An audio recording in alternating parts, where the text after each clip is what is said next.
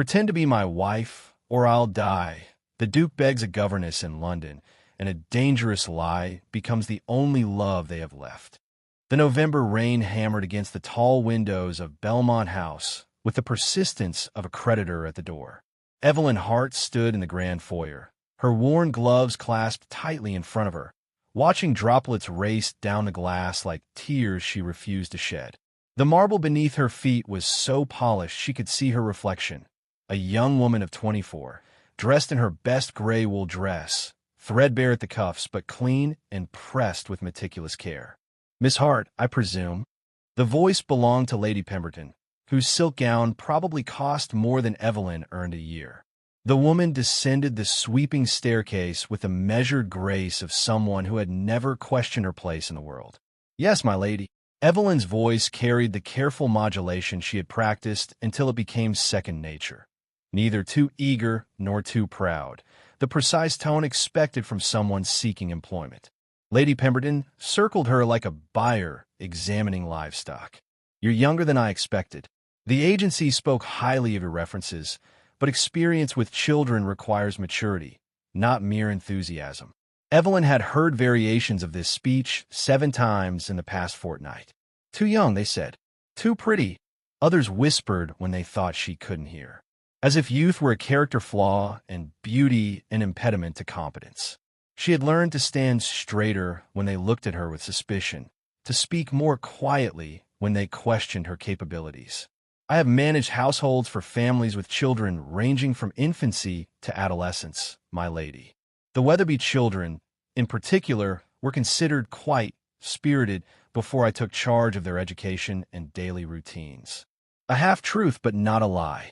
The Weatherby position had lasted 8 months before Mrs. Weatherby decided that her husband paid too much attention to the governess during dinner conversations. Evelyn had been dismissed with a character reference that praised her work, while subtly suggesting she might be better suited to positions in households with older children.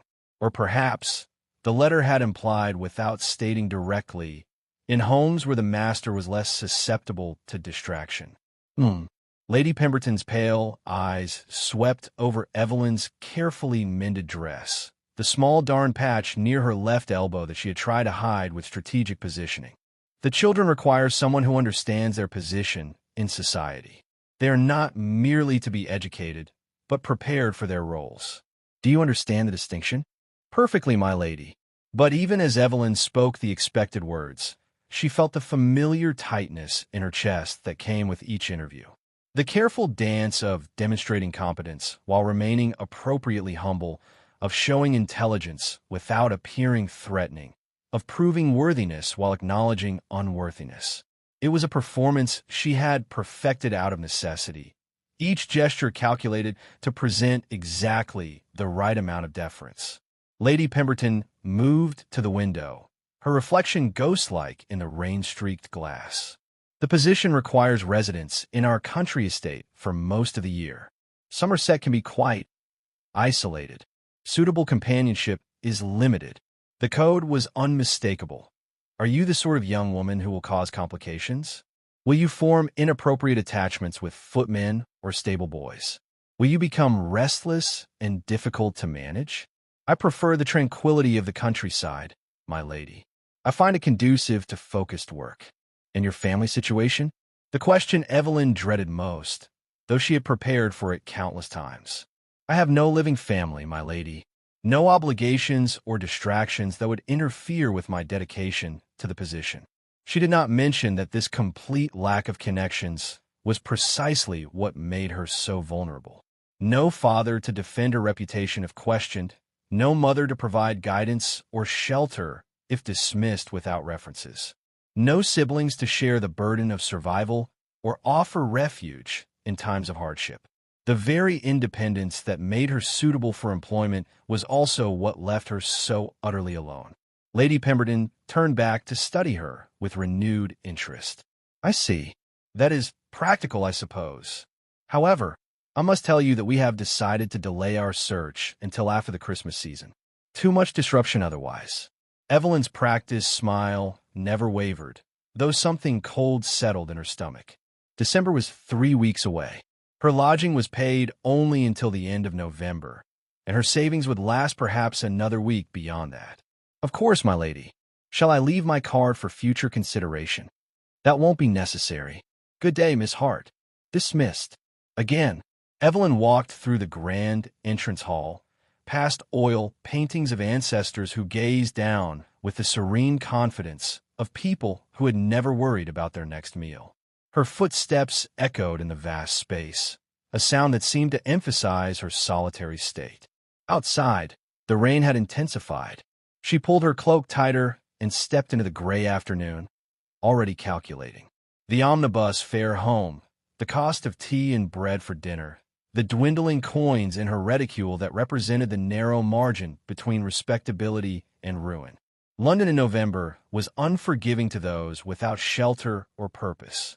The city's grand houses glowed with warm lamplight, promising comfort and security to those fortunate enough to belong within their walls.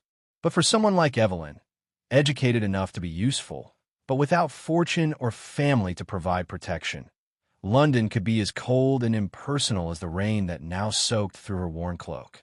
She walked quickly, keeping her head down, navigating the familiar streets toward her modest lodgings.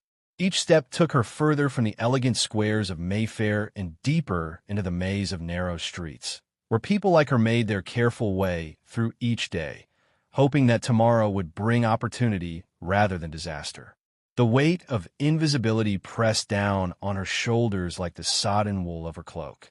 She had become expert at moving through the world without truly being seen, and making herself useful enough to be kept but unremarkable enough to be safe. But safety, Evelyn was beginning to understand, was an illusion that could be shattered as easily as the promises of employment that never quite materialized. The gray afternoon had deepened into early evening when Evelyn finally emerged from the narrow alley that led to her lodging house. Her interview with Lady Pemberton had left her with a familiar taste of disappointment, but she had learned not to dwell on rejections. There would be other positions, other possibilities. There had to be. She was adjusting her damp cloak when a voice cut through the street noise with startling urgency.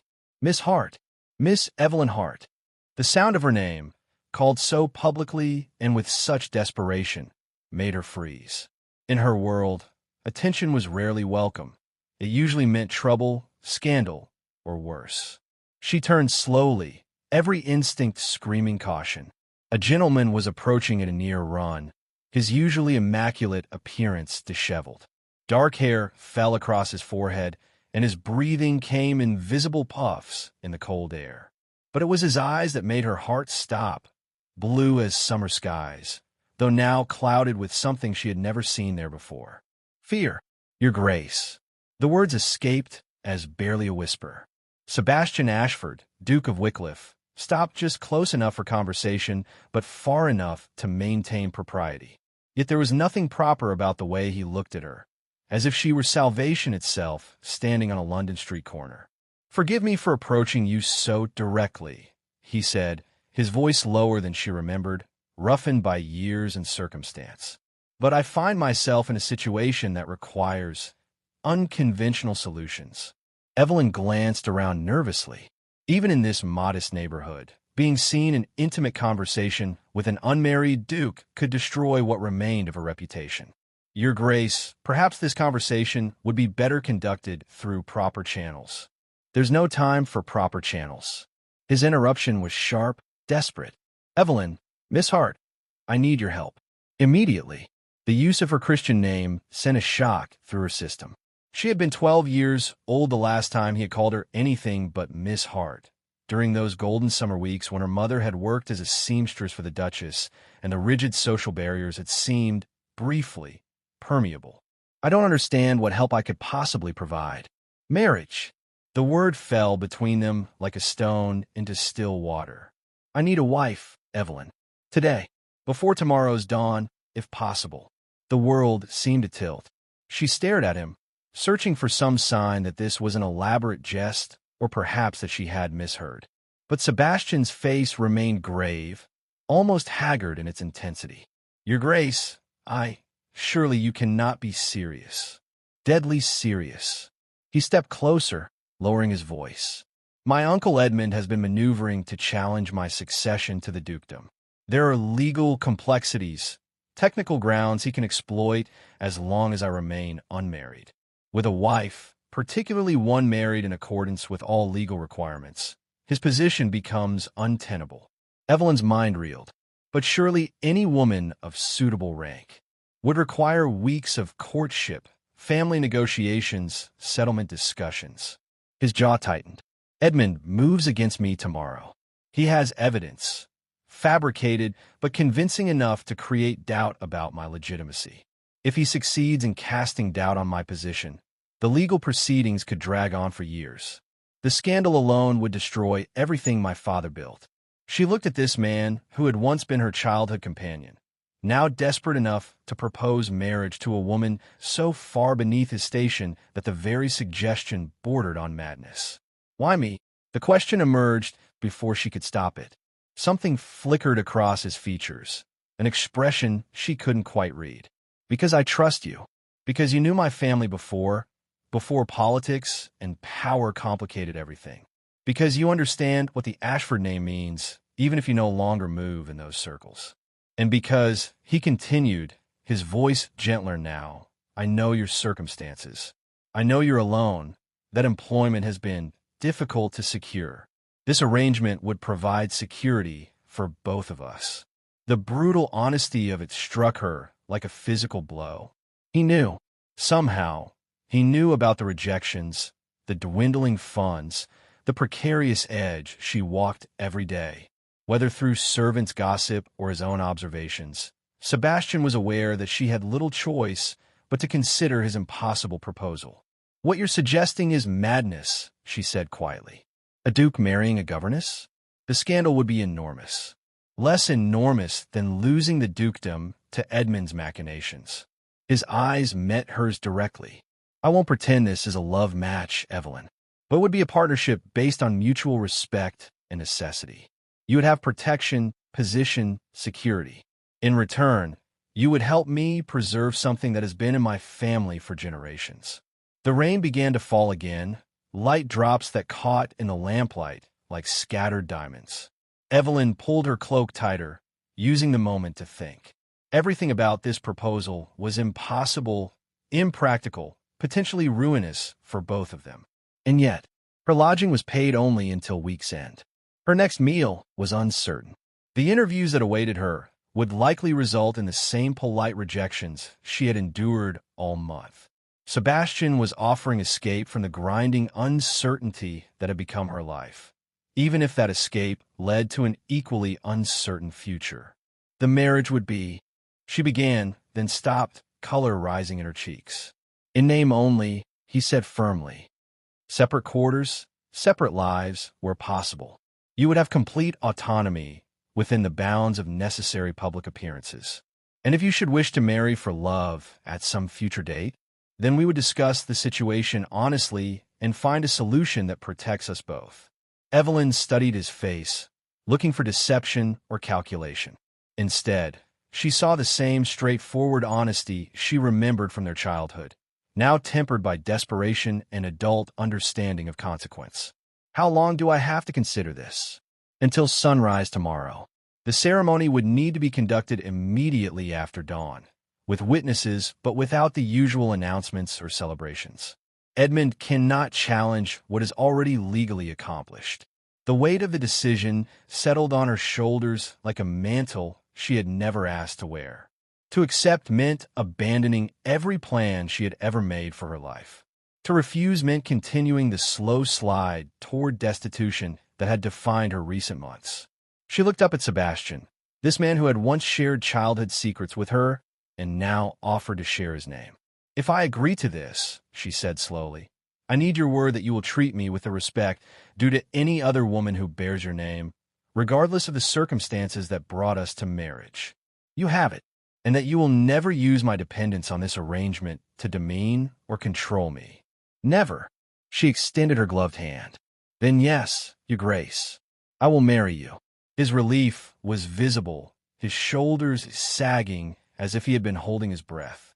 When he took her hand, his grip was warm and steady, anchoring her to this impossible decision. "Thank you, Evelyn. I swear to you, you won't regret this choice." But as she looked into his eyes, she wondered if regret was a luxury neither of them could afford to consider. The Church of St. Margaret's stood like a gray sentinel in the pre-dawn darkness, its ancient stones worn smooth by centuries of London weather and human passage. Evelyn stood at its entrance, her hands trembling despite the warm wool of her best cloak. The same cloak she had worn to yesterday's failed interview now served as her wedding attire, a detail that seemed to summarize the surreal nature of her circumstances. Sebastian emerged from a carriage that bore no ducal crests or identifying marks. He had chosen anonymity for their wedding, though Evelyn suspected it was more about avoiding immediate scandal than protecting her feelings. He approached with measured steps, his face pale but resolute in the weak light of the street lamps. "The rector is waiting," he said quietly. "Are you certain about this?" It was the third time he had asked since their arrangement the previous evening, and Evelyn wondered if his repeated inquiries were meant to reassure her or himself. "As certain as one can be about something so extraordinary," she replied. They entered the church together, their footsteps echoing in the vast, empty space. The morning service was still hours away. This ceremony would be witnessed only by the rector, his wife as second witness, and the weight of their mutual desperation. Rector Whitmore was a thin man with kind eyes who asked no questions beyond the legal requirements.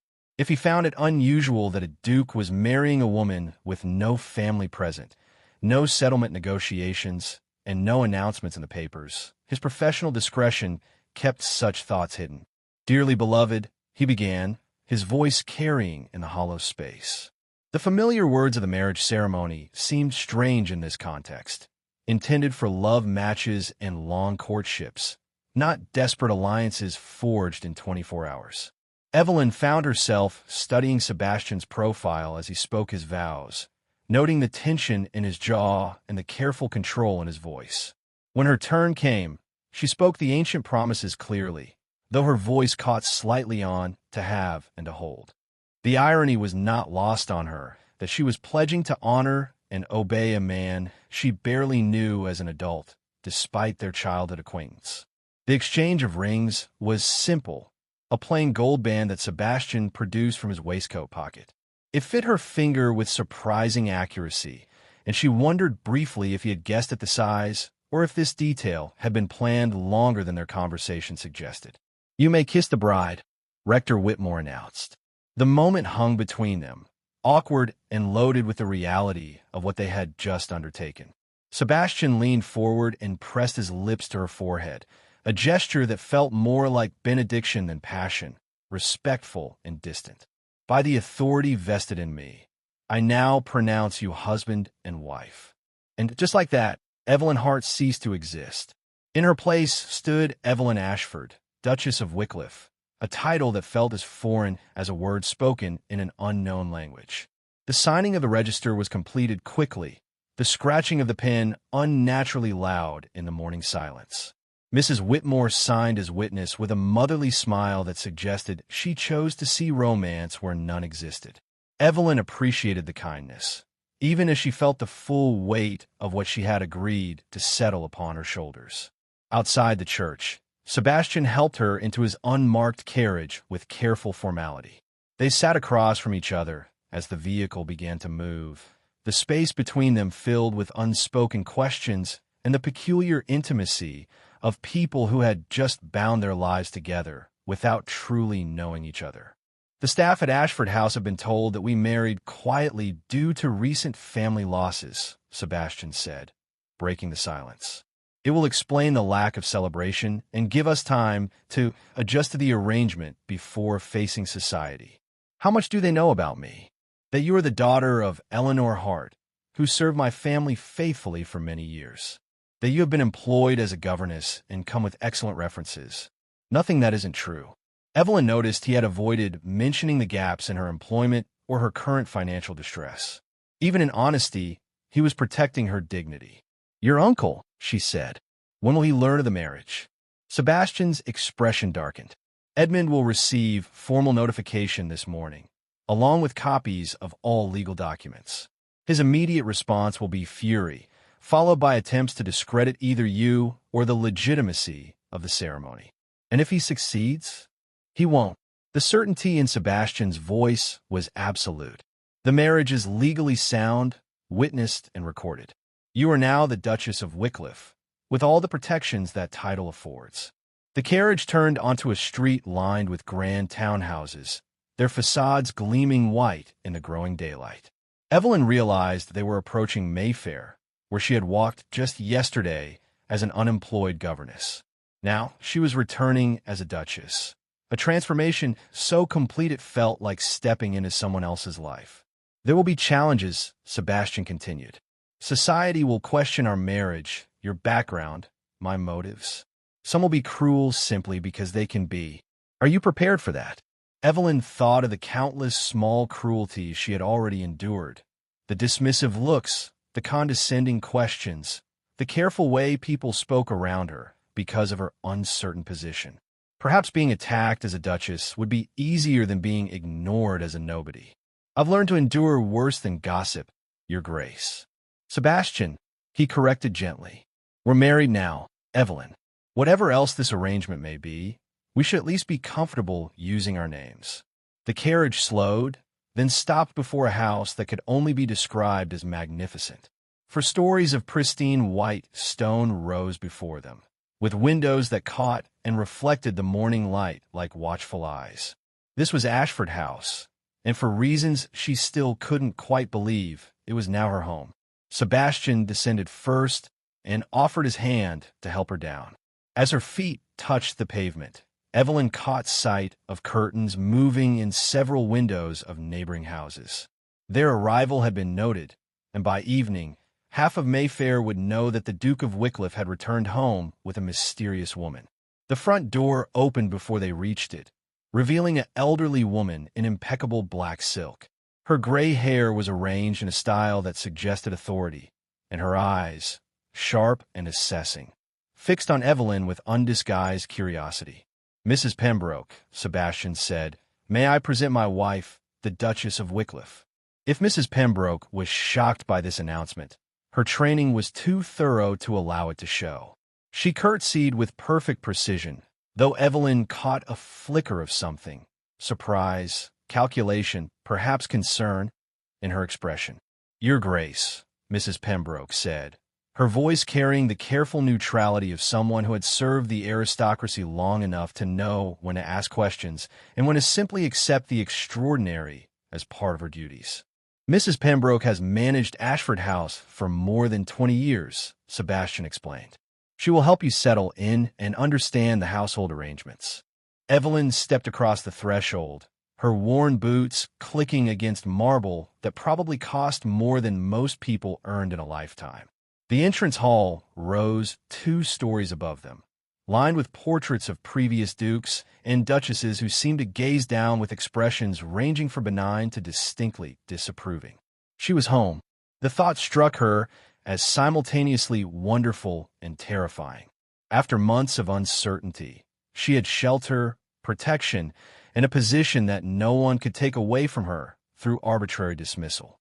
But as she looked up at the painted faces of her new family, all long dead, but somehow still presiding over this house, Evelyn wondered what price she would ultimately pay for the security she had gained. The blue drawing room of Ashford House seemed designed to intimidate. Evelyn stood near windows overlooking the manicured square, watching carriages pass while trying not to touch the delicate figurines that adorned every surface. Everything screamed of wealth accumulated over generations, the kind of security she had never known. Your Grace, Mrs. Pembroke's voice carried careful neutrality. Shall I show you to your chambers? The title still felt like borrowed clothes. Evelyn turned from the window, noting how the housekeeper's eyes catalogued her worn dress, her simple hairstyle, the absence of jewelry or other markers of rank. That would be helpful, thank you. They climbed a sweeping staircase past more ancestral portraits. The painted duchesses wore expressions ranging from serene to shrewd, but all possessed an air of belonging that Evelyn doubted she could ever master. His Grace's chambers are here. Mrs. Pembroke indicated doors of polished oak.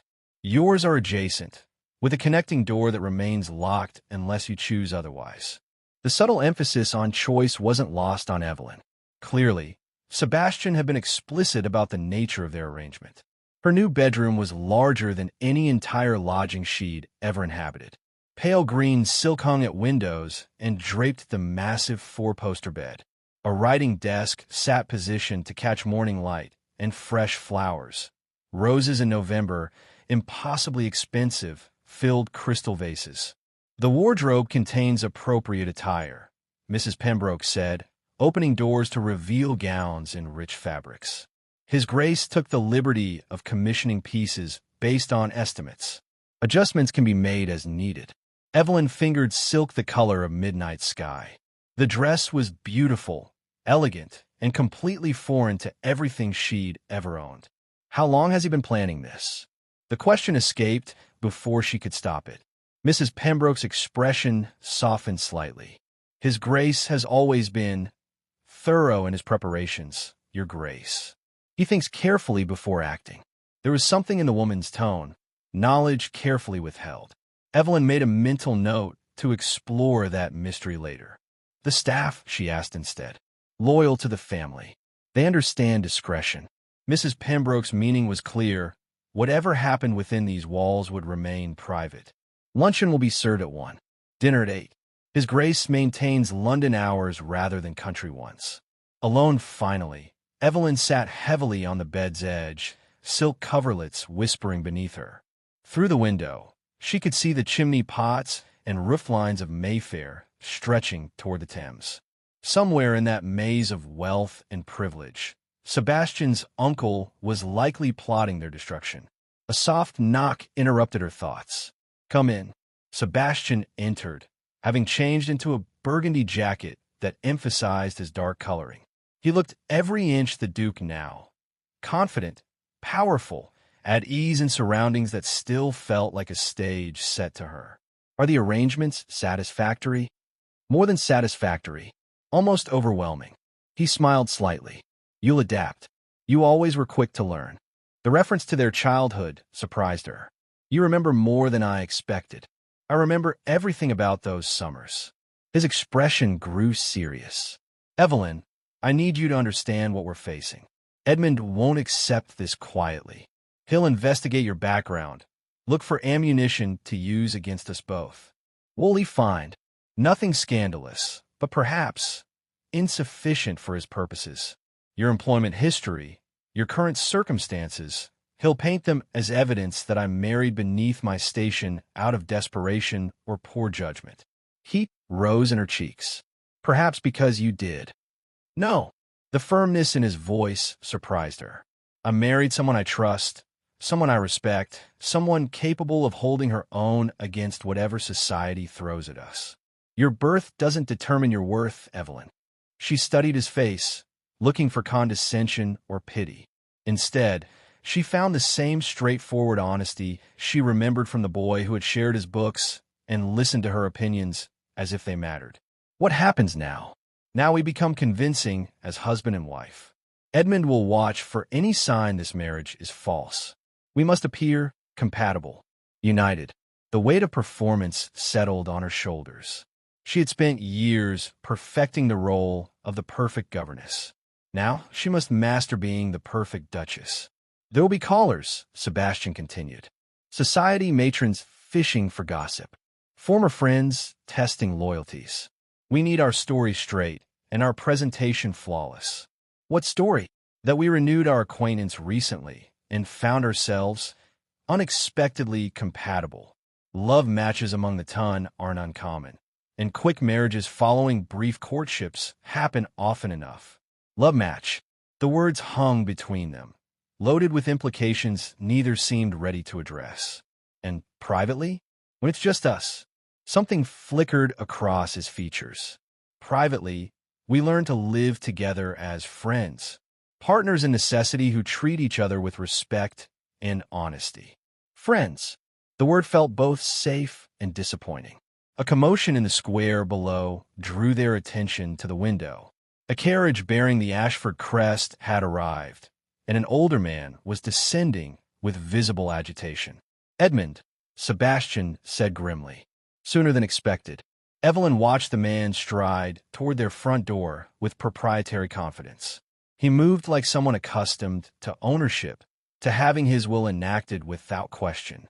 "What do we do?" Sebastian's hand found hers, warm and steady. "We face this together, as husband and wife."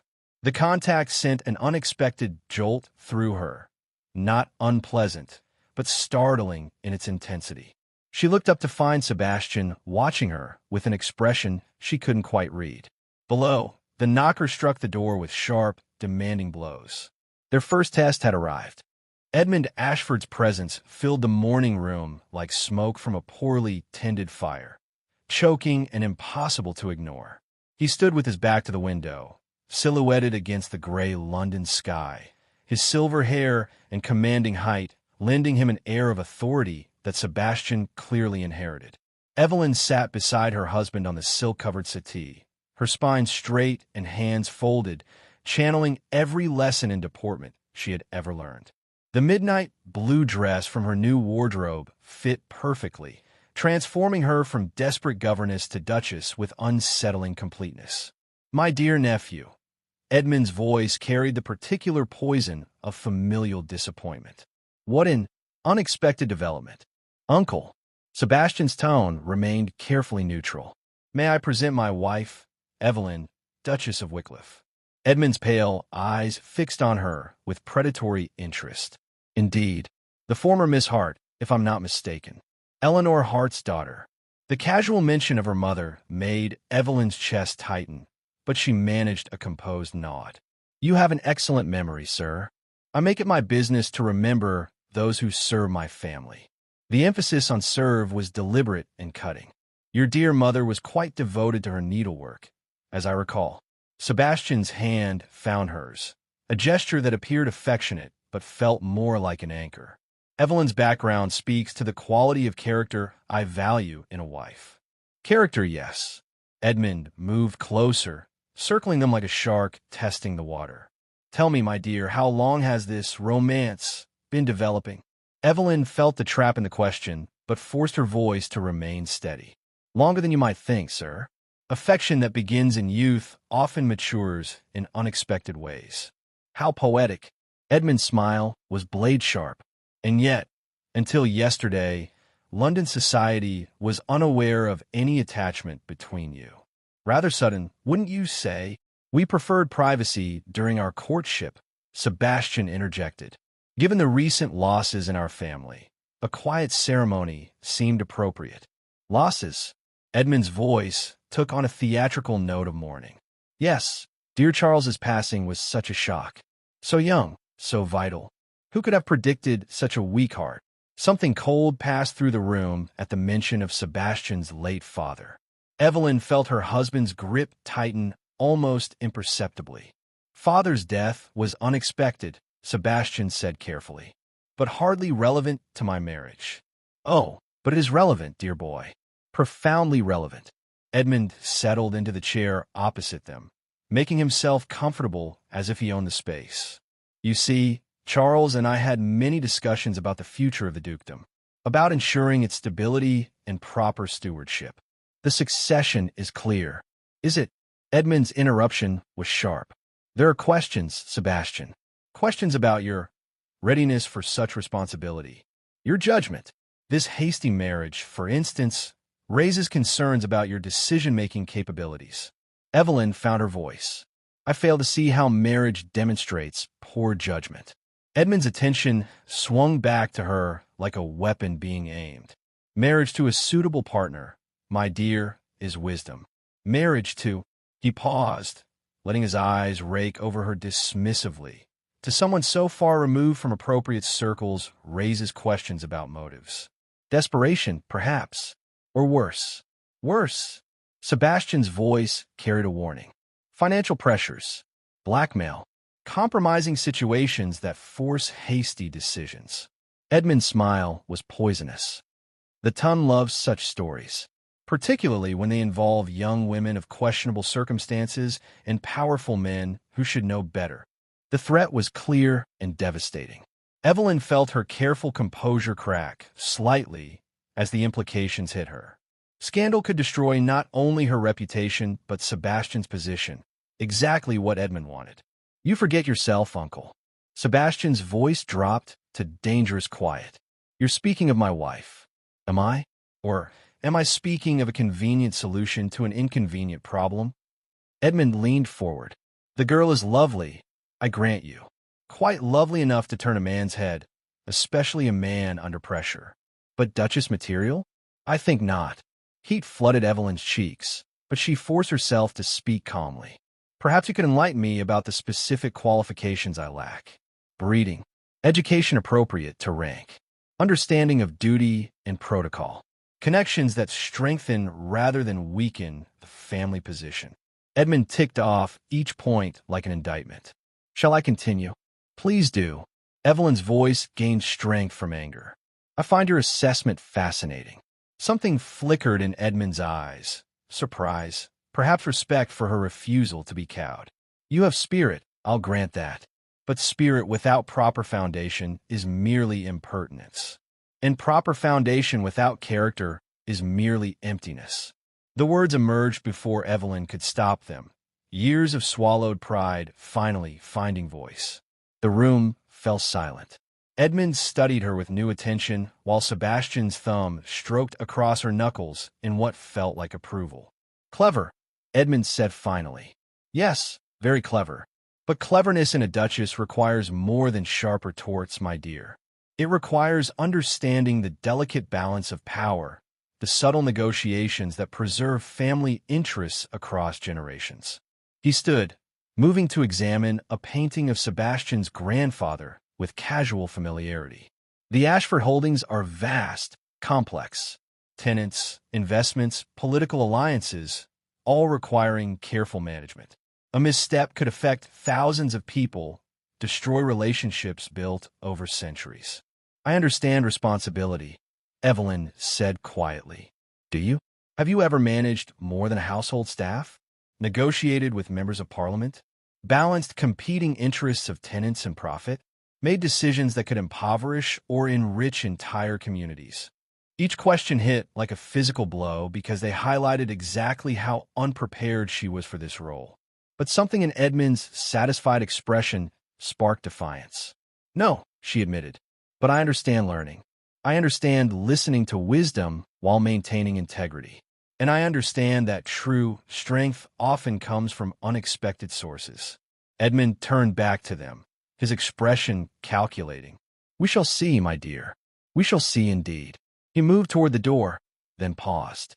"Sebastian, you should know that I've called for a family meeting. The full council. Next week. On what grounds? Concerns about the stability of the succession. Questions about recent decisions and their impact on family interests." Edmund's smile was triumphant. Perfectly legitimate concerns that require formal discussion. He bowed slightly to Evelyn, mockingly polite. "Your Grace, I look forward to our next conversation." When the door closed behind him, the room felt suddenly cold despite the fire crackling in the grate. "How bad is this?" Evelyn asked. Sebastian was quiet for a long moment. "Potentially catastrophic.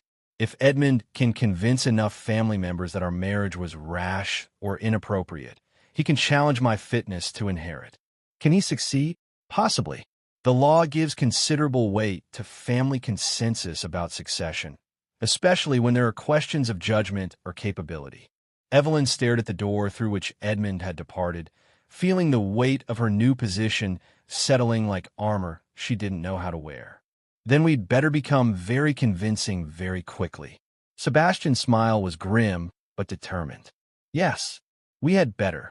But as they sat in the elegant morning room, surrounded by centuries of Ashford heritage, Evelyn wondered if convincing performance would be enough to overcome the fundamental truth Edmund had exposed. She was an imposter in a world that ate pretenders alive. Evelyn stared at the door through which Edmund had departed, feeling the weight of her new position settling like armor she didn't know how to wear. "Then we'd better become very convincing very quickly." Sebastian's smile was grim but determined. "Yes, we had better." But as they sat in the elegant morning room, surrounded by centuries of Ashford heritage, Evelyn wondered if convincing performance would be enough to overcome the fundamental truth Edmund had exposed. She was an imposter in a world that ate pretenders alive. The following morning brought an endless parade of calling cards, each one a small test, disguised as social courtesy. Evelyn sat in the blue drawing room, watching Mrs. Pembroke arrange the ivory rectangles on a silver tray like a general deploying troops. Lady Worthington requests an audience this afternoon, the housekeeper announced with careful neutrality. She's known for her directness. Sebastian looked up from his correspondence, meaning she's Edmund's spy. Among others, Mrs. Pembroke's tone suggested years of navigating such political waters. Lady Beaumont and Mrs. Fitzherbert also sent cards, all expressing their eagerness to welcome the new Duchess. Evelyn fingered the emerald silk of her morning dress, still unaccustomed to such luxury.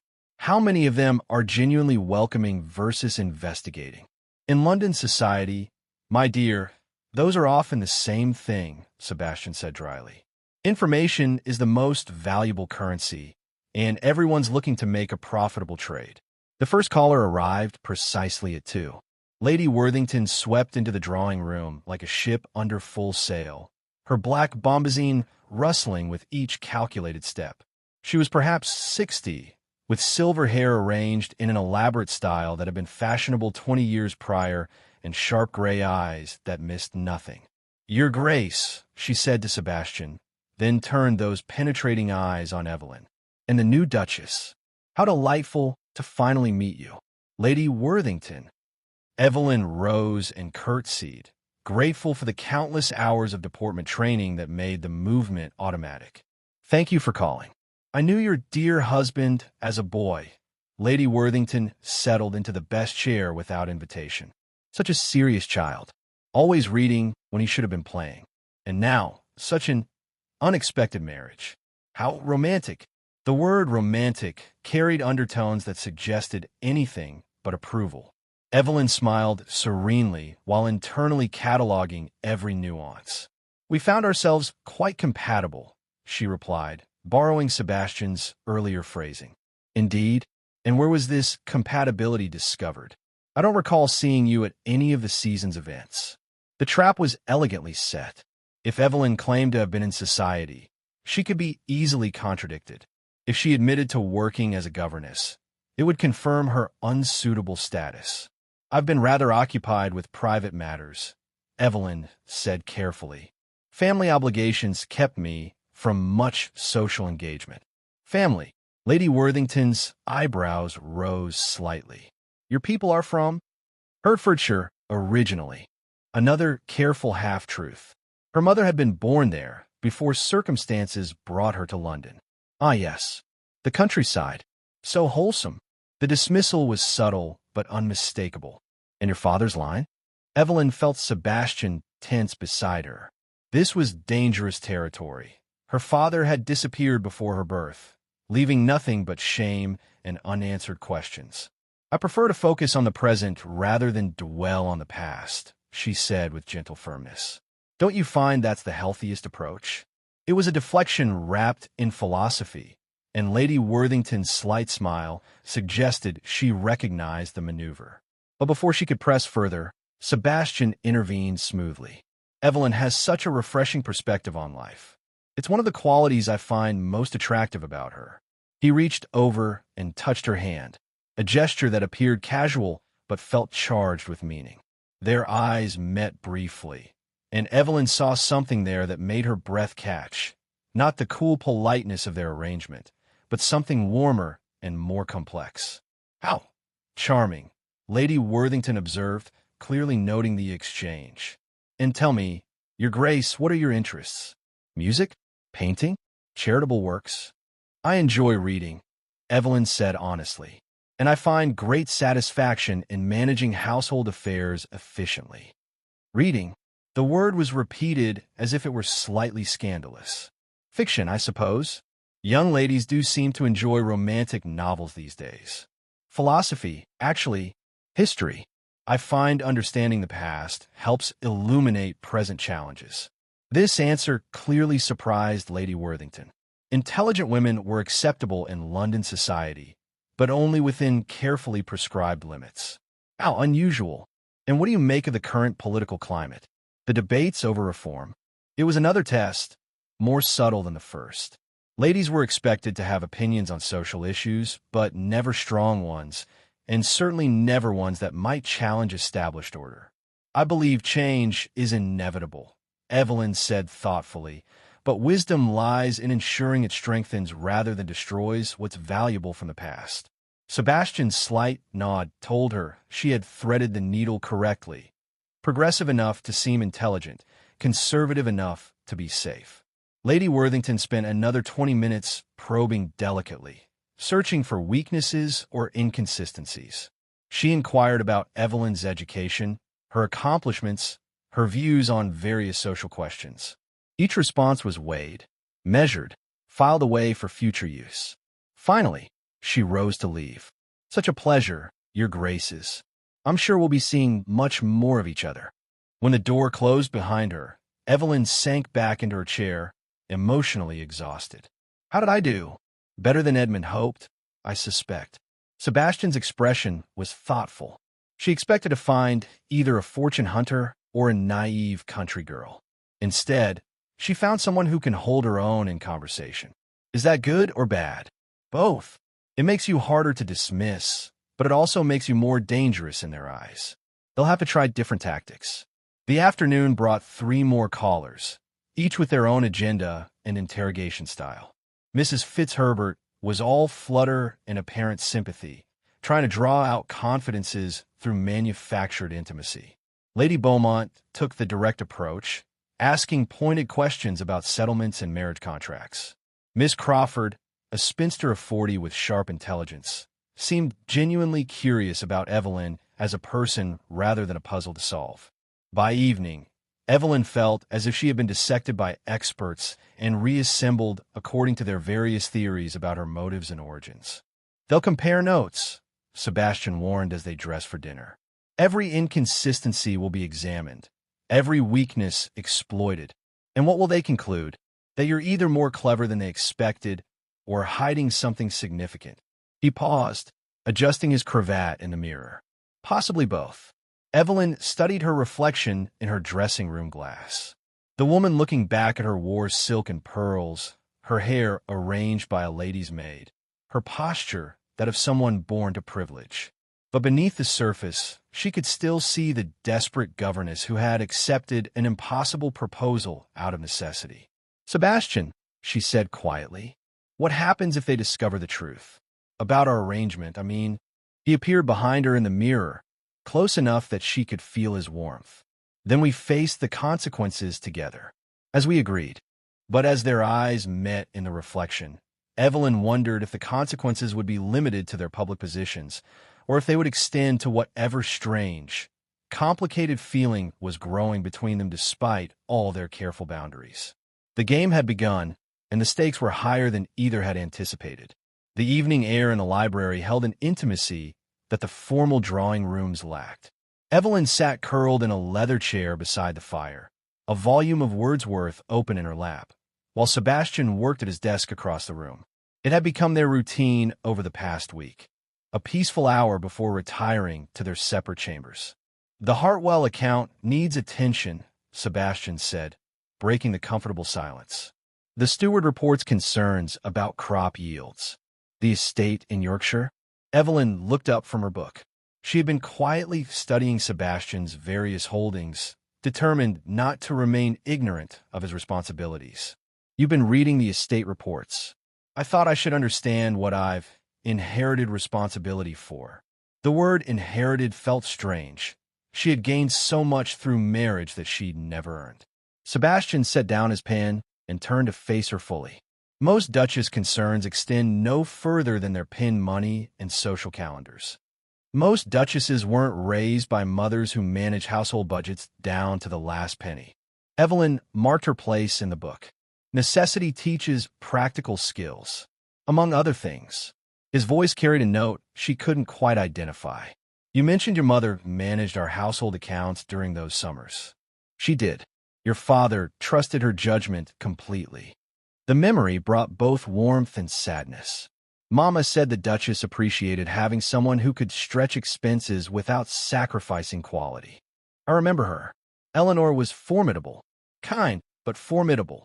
They fell into silence again, but it felt different now, charged with shared history and growing awareness of each other as more than convenient partners. Sebastian, Evelyn said carefully, why did you really choose me?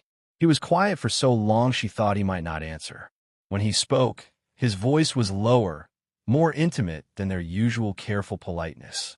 Because you were the only person I could think of who wouldn't marry me for my title. The honesty of it struck her like a physical blow. You might be wrong about that. Are you saying you married me for my rank?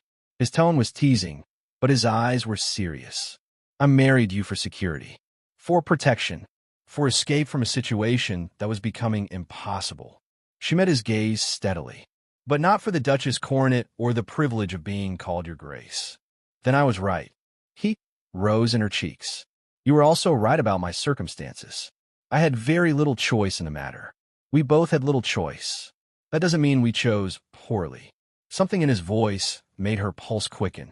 They were straying into dangerous territory, beyond the safe boundaries of their arrangement, into something more complicated and potentially destructive. A sharp knock interrupted the moment. Mrs. Pembroke entered with obvious reluctance. Your Grace, forgive the intrusion, but there's a situation. Sebastian was on his feet immediately. What kind of situation? A young woman at the servants' entrance. She claims to know her Grace and says it's urgent. Mrs. Pembroke's expression was carefully neutral. She gave a name, Sarah Coleman. Evelyn's book tumbled to the floor. Sarah had worked alongside her at the Hendersons before they'd both been dismissed for the crime of making their employer's advances uncomfortable. She was one of the few people who knew exactly how desperate Evelyn's circumstances had become. I'll see her, Evelyn said quickly, rising. Perhaps it would be better if, Sebastian began. No. Her voice was sharper than intended. This is my responsibility. She followed Mrs. Pembroke through the house to the servants' hall, her heart hammering. Sarah's appearance here could only mean trouble, the kind that could unravel everything she'd built. Sarah stood near the kitchen door, her cloak dripping with rain and her face drawn with exhaustion. When she saw Evelyn, her expression crumpled between relief and something that looked like betrayal. So it's true, Sarah whispered. You really did it. You married him. Sarah, what are you doing here? What am I doing here? Sarah's voice rose dangerously. What are you doing here? One day you're scraping for employment like the rest of us. The next you're a bloody duchess. Mrs. Pembroke cleared her throat meaningfully. Perhaps this conversation would be better conducted privately? Evelyn nodded, leading Sarah to a small sitting room off the main hall. Through the doorway, she could see Sebastian hovering in the corridor, close enough to intervene if needed, but far enough to maintain the pretense of privacy. Sarah, please keep your voice down. Keep my voice down? Do you have any idea what people are saying? The other girls think you sold yourself to get this position. They're calling you names I won't repeat. Each word hit like a slap. I didn't sell anything. The circumstances were complicated. Complicated? Sarah laughed bitterly. Is that what you call seducing a duke? God, Evelyn, I thought you had more pride than that. You don't understand. I understand perfectly. You saw an opportunity and took it. Never mind who you left behind. Sarah's eyes filled with tears. Do you know what happened after you disappeared? Mrs. Henderson started asking questions about both of us, about what we might have told people about her son's behavior. A chill ran down Evelyn's spine. What kind of questions? The kind that get you blacklisted from every respectable household in London. Sarah's voice broke. I haven't had a position in 2 weeks, Evelyn. I'm sleeping in a boarding house that charges by the night, and I'm down to my last few shillings. The guilt was crushing. While Evelyn slept in silk sheets and wore designer gowns, Sarah was facing the destitution Evelyn had escaped through marriage. I can help. With what? Your husband's money. Sarah's expression hardened. How do you think that looks? The new Duchess suddenly taking interest in unemployed governesses? That won't raise any questions at all. She was right, and they both knew it. Any obvious assistance would invite investigation, potentially exposing both the circumstances of Evelyn's marriage and her connection to Sarah's situation. There has to be something. There is. Sarah's voice turned calculating. You could recommend me to your grand friends. Surely a duchess's word carries weight in finding positions. It was reasonable, logical, and completely impossible. Recommending Sarah would require explaining their connection, which would lead to questions about Evelyn's own employment history and the circumstances that had made marriage to Sebastian seem preferable to continuing their friendship. Sarah, or perhaps that's not convenient for you now. The hurt in Sarah's voice was raw. Perhaps having friends who remind people of your real background isn't part of your new life? Evelyn felt Sebastian's presence before she saw him step into the doorway. His expression was carefully neutral, but she caught the tension in his shoulders. "Forgive the interruption," he said smoothly, "but I couldn't help overhearing that Miss Coleman is seeking a position." Sarah's eyes widened as she took in his commanding presence and obvious authority.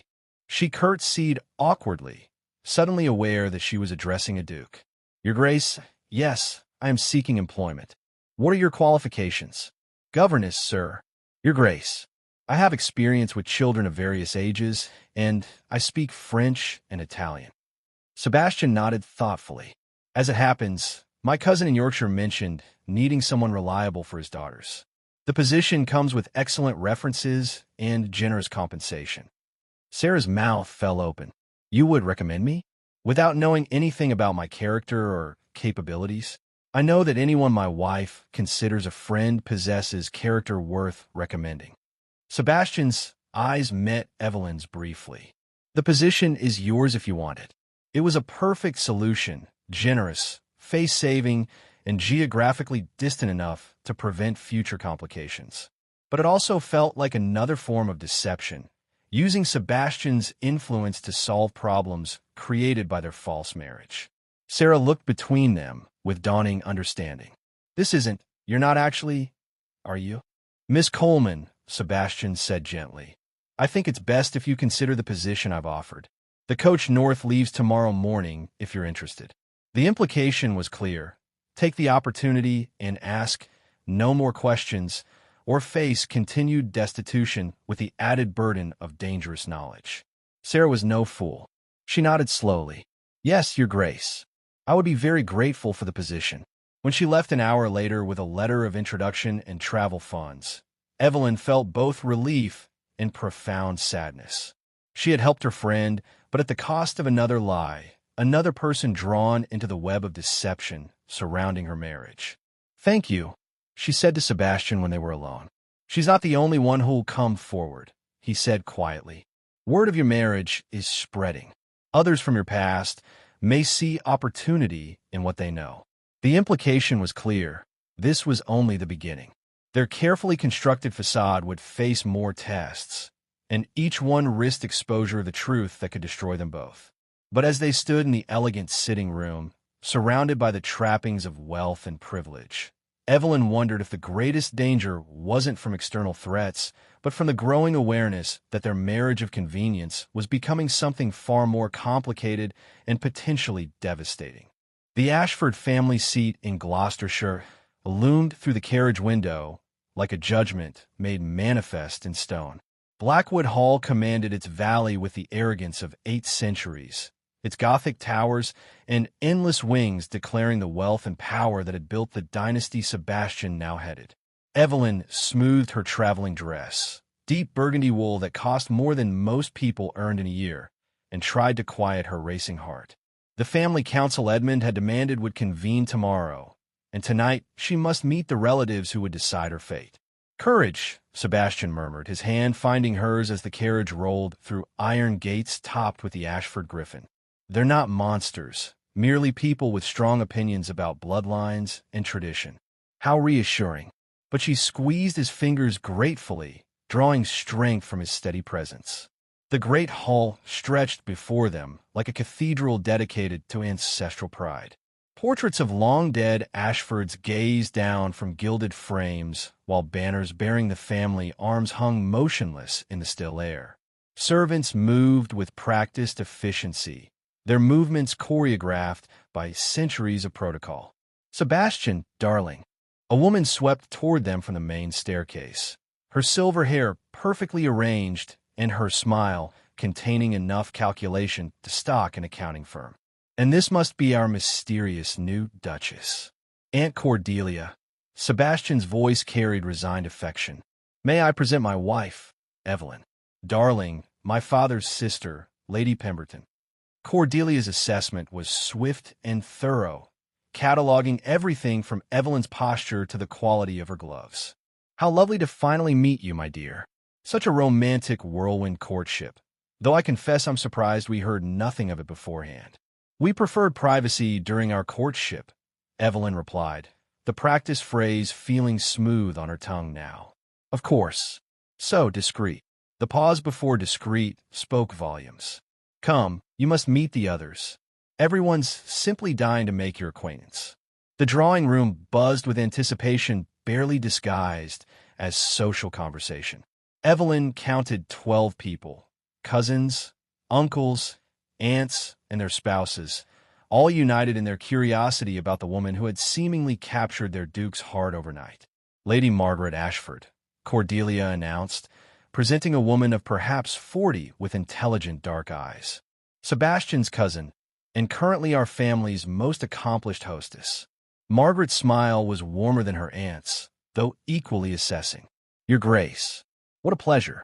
I was just telling Edmund how refreshing it is to have new blood in the family." "New blood, indeed," came Edmund's voice from behind them. He approached with the confidence of a man on familiar ground, his presence immediately commanding attention. "Though I trust we'll learn more about its quality during tomorrow's discussions." The threat was politely veiled but unmistakable. Several relatives glanced between Edmund and Sebastian, sensing undercurrents they didn't fully understand but were eager to explore. "Uncle Edmund." Sebastian's tone remained cordial despite the tension radiating from his frame. "Always so concerned with family welfare." "As we all should be." Edmund's smile was blade-sharp. "The Ashford name carries responsibilities that span generations. We must ensure it remains untarnished." Young Lord Henry Ashford, Sebastian's 25-year-old cousin, laughed with nervous energy. "Good God, Uncle, you make it sound like Sebastian married a courtesan rather than a charming young woman." The silence that followed was deafening. Henry's face reddened as he realized his jest had landed badly, while several relatives exchanged meaningful glances. "Henry," his mother hissed, "really? I merely meant, that is, I didn't intend," Henry stammered, making things worse. "What Henry means," Evelyn said smoothly, stepping into the breach, "is that he's gracious enough to welcome a newcomer without subjecting her to the Spanish Inquisition. The future of her marriage, and her life, would be decided by people who saw her as either salvation or destruction, with very little middle ground between." Her smile took any sting from the words. "I appreciate the kindness, Lord Henry." Henry looked grateful for the rescue, while Edmund's eyes sharpened with what might have been respect. "How diplomatic," Edmund murmured. "Tell me, Your Grace, where did you acquire such polish?" "From my mother, primarily. She believed that grace under pressure was a virtue regardless of circumstances. Wise woman. And she was dead." Evelyn's voice was matter-of-fact, as was my father. "I learned early that charm and intelligence are more reliable than inherited position." It was a calculated risk, acknowledging her orphan status while implying that her qualities were self-made rather than inherited. Several relatives nodded approvingly, while Edmund's expression suggested he was recalculating his approach. Dinner was an elegant form of warfare, with courses served between volleys of seemingly innocent questions. Where had she lived? What was her education? Did she have opinions about current political matters? Each query was designed to reveal weaknesses or inconsistencies. Evelyn navigated the interrogation with growing confidence, drawing on every lesson in deportment and conversation she'd ever learned. When Lady Margaret inquired about her interests in charitable works, she spoke knowledgeably about education for working women. When Lord Ashford's eldest son questioned her understanding of estate management, She demonstrated familiarity with agricultural issues that surprised several listeners. "You seem remarkably well-informed for someone so young," observed Sir Reginald Ashford, Sebastian's great-uncle. "Most ladies your age concern themselves with fashion and gossip. I find that understanding the world around me makes for more interesting conversation," Evelyn replied. "Though I confess I'm not entirely immune to the appeal of a well-cut gown." The gentle humor earned chuckles and seemed to ease some of the tension. But Edmund remained watchful, clearly waiting for her to make a mistake. After dinner, the ladies withdrew to the morning room while the men remained with their port and cigars.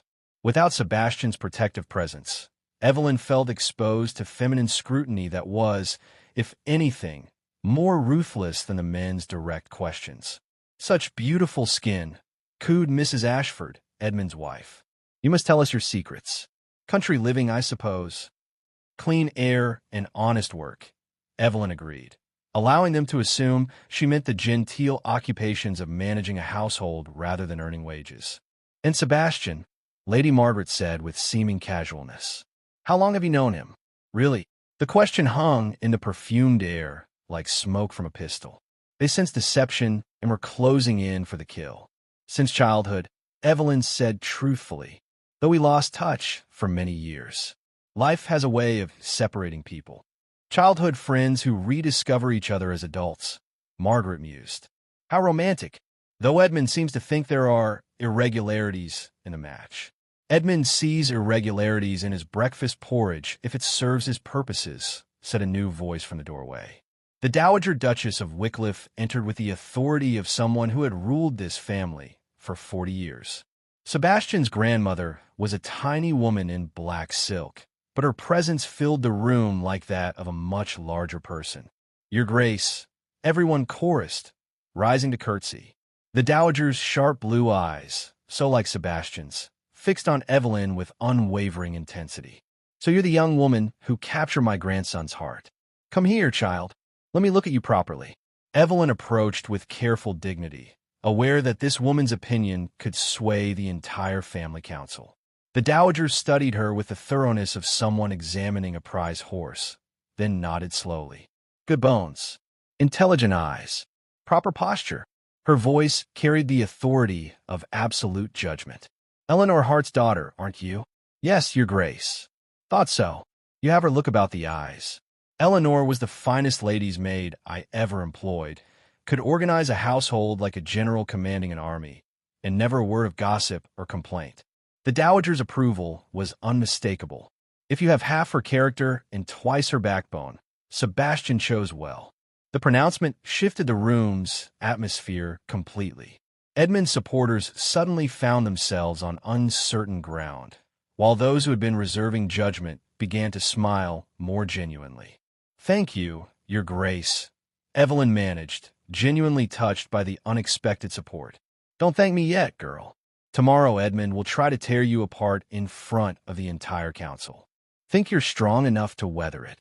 The challenge was direct and honest. Evelyn met the Dowager's gaze steadily. "I survived worse things than Edmund Ashford before breakfast this morning, Your Grace. I believe I can manage him." The Dowager's laugh was sharp with delight. "By God, Sebastian, you might have found yourself a proper duchess after all." But as the evening progressed and the family members began to reveal their various allegiances and concerns, Evelyn realized that surviving tomorrow would require more than wit and determination. It would require perfect performance in a role she was still learning, with stakes higher than she had imagined. The family council convened at precisely 10 o'clock in the morning room that had been transformed into a tribunal. Edmund had arranged the seating with military precision. Supporters on one side, neutrals in the middle, Sebastian's allies on the other. The Dowager Duchess presided from the head table like a judge preparing to render verdict on a capital case. Evelyn sat beside Sebastian, her hands folded calmly in her lap despite the tremor in her chest. She wore her most conservative gown, midnight blue with minimal ornamentation, hoping to project respectability rather than ostentation. "We gather today," Edmund began with pompous gravity, to address concerns about recent decisions that may impact the stability and reputation of our family. Meaning you're displeased that Sebastian married without consulting you, the dowager interrupted dryly. Do get to the point, Edmund. We haven't all day. A ripple of nervous laughter ran through the room. Edmund's jaw tightened, but he maintained his composure. The concerns extend beyond consultation, Your Grace. This marriage raises questions about judgment, about the Duke's selection of an appropriate consort, about whether a Duke has the right to choose his own wife, Sebastian said quietly, which I believe was settled centuries ago. Choice requires adequate information, Sir Reginald interjected. None of us know anything about this young woman's background, her family connections, her suitability for such an elevated position. All eyes turned to Evelyn. This was the moment she had dreaded and prepared for, the formal examination of her worthiness to bear the Duchess title. Perhaps, she said calmly, you would prefer to ask me directly rather than discussing me as if I weren't present. Edmund's smile was predatory. An excellent suggestion, Your Grace. Tell us about your family, your education, your preparation for the responsibilities you've assumed. My father died when I was very young. My mother, Eleanor Hart, served in this household as lady's maid to the previous Duchess. Evelyn's voice remained steady despite the weight of judgment in the room. She was a woman of intelligence and integrity who taught me the value of both hard work and proper conduct. A servant's daughter, murmured Mrs. Ashford with obvious distaste.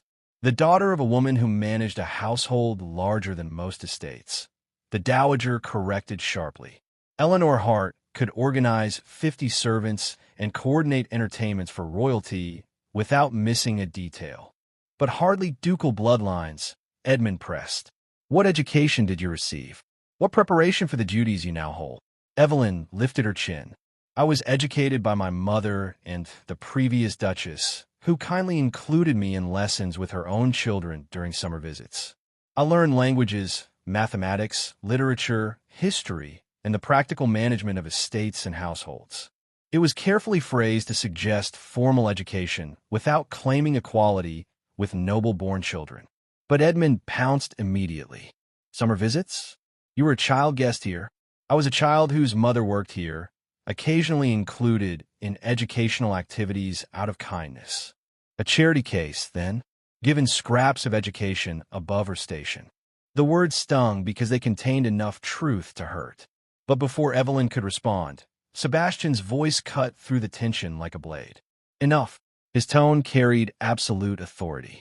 You will not speak of my wife in such terms. I speak of documented facts, Edmund replied smoothly. This woman was raised as a servant's daughter, educated through charity, and recently working as a governess before this sudden elevation. These are not attacks on her character, but statements of verifiable reality. Several relatives shifted uncomfortably. Edmund had done his research thoroughly, and the facts painted exactly the picture he intended. A desperate woman of inferior birth taking advantage of a man under pressure. Reality, said Lady Margaret thoughtfully, includes the fact that Sebastian chose to marry her despite these circumstances. Doesn't that suggest qualities we might not immediately see, or vulnerabilities we should concern ourselves with, Sir Reginald added. A man facing inheritance disputes might make decisions based on immediate needs rather than long-term wisdom. What sort of vulnerabilities? Sebastian's voice was dangerously quiet. Financial pressure, blackmail, compromising situations requiring hasty marriage to avoid scandal. Edmund's accusations landed like physical blows. All possibilities we must consider when evaluating this union. The implication was clear and devastating. He was suggesting that either Sebastian had been trapped in a marriage or Evelyn was pregnant and demanding legitimacy for her child. How dare you? The dowager's voice cracked like a whip. You accuse your own nephew of either weakness or wickedness without a shred of evidence. I accuse no one. I merely raise questions that responsible family members must ask. Lord Henry shifted uncomfortably. Uncle Edmund, surely if Sebastian vouches for his wife's character. Character is not birth, Mrs. Ashford interjected. The Duchess represents our family to society, to the court, to foreign dignitaries. Can we trust such representation to someone of uncertain origins? Evelyn felt the weight of prejudice settling around her like chains. These people would never accept her because she hadn't been born to their world, regardless of her qualities or accomplishments. Uncertain origins. She stood gracefully, drawing all attention. Allow me to clarify. My mother was Eleanor Hart, daughter of a gentleman farmer who lost his property in bad investments. She went into service to survive, not from choice, but from necessity. She worked with dignity and skill until she married my father, James Whitmore, a clerk in a solicitor's office. It was mostly true. She had pieced together this much about her parents from careful questioning over the years. The details were sparse, but they painted a picture of respectable people reduced by circumstances rather than born to servitude. Whitmore, Sir Reginald frowned. I knew a Whitmore family in Hampshire. Younger sons of good stock, though not wealthy. Evelyn's heart hammered, but she nodded calmly. My father's family was indeed from Hampshire, though I know little about them. He died of fever when I was 3. Convenient, Edmund murmured. A background that cannot be verified because the principals are dead. What exactly are you suggesting, Uncle? Sebastian's patience was clearly exhausted. I'm suggesting that this woman appeared in your life at a remarkably convenient moment, armed with just enough tragic history to evoke sympathy while avoiding detailed scrutiny. The accusation hung in the air like smoke from fire. Several relatives exchanged glances, clearly wondering if Edmund might have uncovered evidence of deliberate deception. You think I deliberately sought out Sebastian to trap him into marriage? Evelyn's voice carried quiet dignity despite her racing pulse. I think you're remarkably well prepared for someone who supposedly stumbled into this situation by chance. It was true, and they both knew it. Her education, her deportment, her ability to navigate complex social situations all suggested more preparation than a governess should possess. Perhaps, she said carefully, you underestimate what necessity teaches. When one's survival depends on observation and adaptation, one learns quickly. Or perhaps, the Dowager said with steely authority, we're witnessing exactly the qualities this family needs. Intelligence without arrogance. Dignity without pretension. The ability to hold her ground under attack while remaining gracious. She rose from her chair, commanding immediate attention. I've listened to enough speculation and innuendo. The simple facts are these. Sebastian chose to marry this woman. She has conducted herself with perfect propriety since joining our family. She demonstrates intelligence, grace, and backbone, qualities that will serve the Duchessness well. Your Grace, Edmund began, surely you cannot approve. I approve of my grandson's choice. I approve of his wife's character as demonstrated by her behavior. And I disapprove of family members who mistake birth for worth or use spurious concerns about bloodlines to mask personal ambition. The rebuke was devastating in its quiet authority. Edmund's face flushed, but he couldn't challenge the Dowager directly without appearing openly rebellious. The council will vote, Sir Reginald announced after an uncomfortable silence. All in favor of accepting the Duchess as a full family member with our complete support. Hands rose slowly around the room. The Dowager's support had swayed several undecided relatives, while others seemed influenced by Evelyn's dignified performance under pressure. Opposed, Edmund's hand shot up, joined by his wife and 2 cousins who owed him financial favors. Abstaining, 3 more hands, relatives who weren't convinced but weren't willing to openly oppose the Dowager.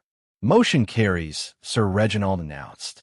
The Duchess has the family's official recognition and support. But as the room began to empty and relatives offered polite congratulations, Evelyn knew the real battle was just beginning. She had won this skirmish through preparation and powerful allies, but Edmund's expression promised that the war was far from over. He approached as she gathered her gloves, his voice low enough that only she could hear. Enjoy your victory, my dear. But remember, I know what desperation looks like, and I know what careful preparation looks like. You're far too well-rehearsed for someone who stumbled into this situation. His smile was cold as winter. I will discover what you're hiding.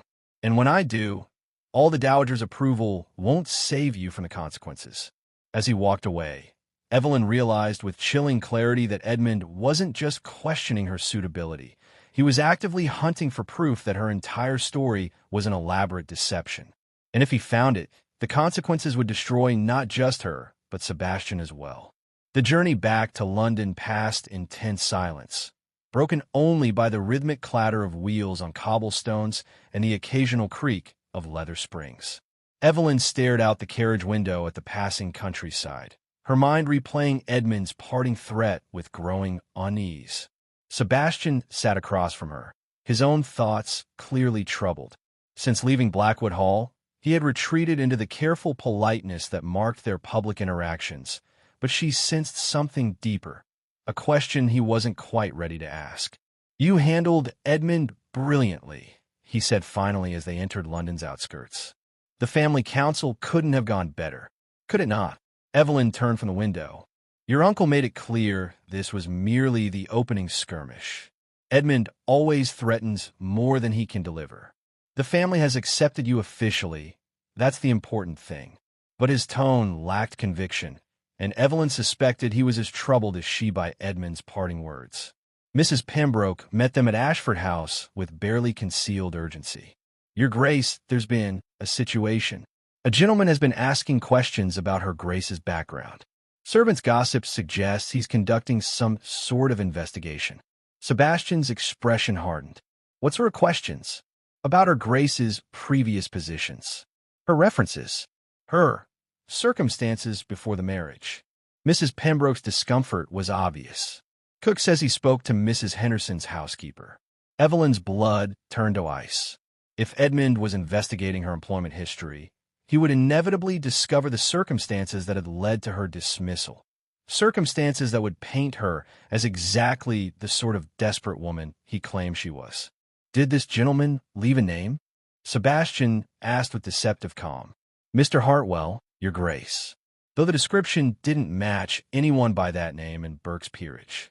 "One of Edmund's creatures," Sebastian said grimly, "using a false name to gather ammunition." They climbed to the drawing room in silence, each lost in contemplation of how much damage Edmund's investigation might cause. Once they were private, Sebastian turned to face her with an expression she couldn't quite read. "Evelyn, I need to ask you something, and I need you to be completely honest with me." Her heart hammered against her ribs. "Of course. Is there anything in your past that Edmund could use against us? Anything at all that might be misconstrued, if presented in the worst possible light?" The question hung between them like a sword waiting to fall. She could lie, hope Edmund's investigation would uncover nothing damaging, and continue the elaborate performance of their marriage. Or she could trust Sebastian with the truth and risk losing everything. "Yes," she whispered, "there is." His face went very still. "Tell me, my last position with the Hendersons. I was dismissed along with another girl because Mr. Henderson made unwelcome advances and we resisted them." Sebastian's shoulders relaxed slightly. "That's hardly scandalous. If anything, it speaks well of your character. There's more." Evelyn forced herself to continue. "Mrs. Henderson accused us of encouraging his behavior, of being improper in our conduct. She threatened to spread rumors that would make it impossible for us to find other positions." Understanding dawned in Sebastian's eyes. "And if Edmund discovers this, he'll present it as evidence that I was dismissed for improper conduct, that I was desperate enough to do anything, even trap a duke in a marriage, to escape the consequences of my scandalous behavior." The silence that followed was deafening. Sebastian moved to the window, his hands clasped behind his back, his profile rigid with thought. "Is that why you accepted my proposal?" he asked quietly. "Because you were truly desperate?" "Partly." She owed him honesty, regardless of the cost. "But also because you offer me something I never had. Respect. Partnership. The chance to be valued for something other than my ability to serve or submit." He turned from the window, his blue eyes intense. "And now?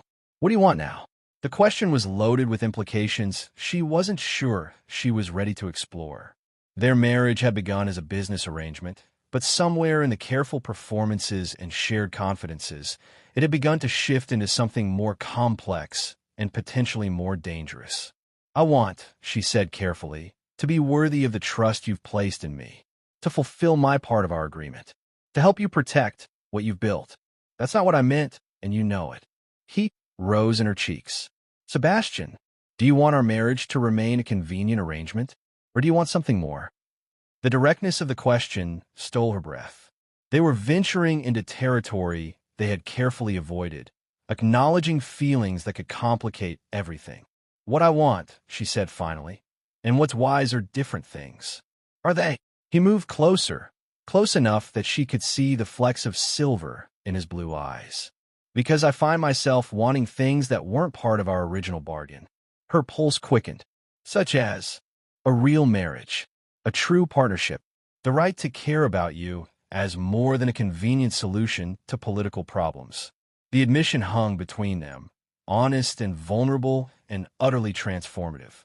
Everything they had built was based on careful emotional distance, and he was suggesting they abandon that safety for something far more dangerous. "Sebastian, if this becomes real and Edmund discovers the truth about our arrangement, then we face the consequences together, as husband and wife, not as political allies." Before she could respond, a sharp knock interrupted the moment. Mrs. Pembroke entered with obvious reluctance. "Forgive me, your graces, but there's an urgent message from Lord Edmund." Sebastian took the letter with grim resignation, breaking the wax seal with swift efficiency. As he read, his expression grew increasingly dark. "What is it?" Evelyn asked, though she dreaded the answer. "Edmund has called for another family meeting. Tomorrow. He claims to have discovered information that casts doubt on the validity of our marriage." Evelyn's world tilted. "What kind of information?" "He doesn't specify, but he's demanding that I appear before the family to address serious concerns about deception and fraud in matters affecting the succession." The formal language was unmistakable. Edmund was preparing to challenge not just the appropriateness of their marriage, but its legal validity. If he could prove deception in their union, he might be able to have it annulled entirely. "Can he do that?" Evelyn whispered. "If he has evidence of fraud or coercion, possibly. The law takes marriage contracts seriously, especially when substantial property is involved." They stood in the elegant drawing room, surrounded by the luxury and security that had seemed so permanent just hours before, and faced the possibility that it could all disappear with a single revelation. "What do we do?" Sebastian's expression hardened with determination. "We prepare for battle, and we decide, once and for all, whether we're fighting for a convenient arrangement or for something worth risking everything to protect." His eyes met hers with an intensity that made her breath catch. Whatever happened tomorrow, their careful distance was gone forever. The question now was whether they would face the consequences as reluctant allies or as something much more dangerous and infinitely more precious.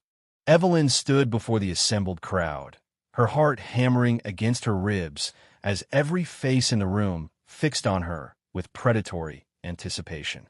Edmund's triumphant smile suggested he believed victory was within his grasp, while Sebastian's expression carried a warning she chose to ignore. "The truth," she began, her voice carrying clearly through the silent room, "is that my marriage to Sebastian was indeed arranged under unusual circumstances." Gasps echoed through the audience. Edmund leaned forward with satisfaction, while several ladies reached for their smelling salts. "However," Evelyn continued, raising her voice slightly, "Mr. Graves and Lord Edmund have fundamentally misunderstood the nature of those circumstances." "My dear," Edmund said with false sympathy, "surely there's no need to compound your difficulties with further." "There's every need." Evelyn's interruption carried surprising authority. "Since you've chosen to make my private affairs a public spectacle, I believe the witnesses deserve the complete truth rather than carefully selected half-truths designed to serve your ambitions." The barb hit its mark. Edmund's face darkened, while several audience members exchanged meaningful glances. "Sebastian and I have known each other since childhood," Evelyn continued. "Our families were connected through service. My mother was lady's maid to the previous duchess, and I was occasionally included in lessons with the Ashford children during summer visits. This much they knew, but she was building towards something larger. When we encountered each other again recently, we discovered a mutual problem. Sebastian needed a wife who would marry him for reasons other than his title or fortune. Someone who could navigate society but wouldn't be dazzled by rank or wealth. Murmurs rippled through the room as the audience sensed approaching revelation. And Evelyn's voice remained steady despite the enormity of what she was revealing, needed protection from circumstances that had become untenable through no fault of my own. What sort of circumstances? Lord Pembroke asked with judicial interest. I was being pursued by a married gentleman whose advances I had repeatedly refused. When I made my position clear, he arranged for my dismissal from my position and threatened to spread rumors that would make future employment impossible. The room stirred with interest. Such situations were common enough to be believable, scandalous enough to be titillating. So you see, Evelyn continued, our marriage was indeed a business arrangement, but one based on mutual respect and shared need for partnership rather than romantic deception or fortune hunting. Edmund's smile faltered as he realized she was turning his accusations into evidence of practical wisdom rather than desperate scheming. We corresponded about the terms of our arrangement because we both understood the importance of clarity in such matters. Sebastian needed a duchess who could fulfill the role's demands without emotional complications.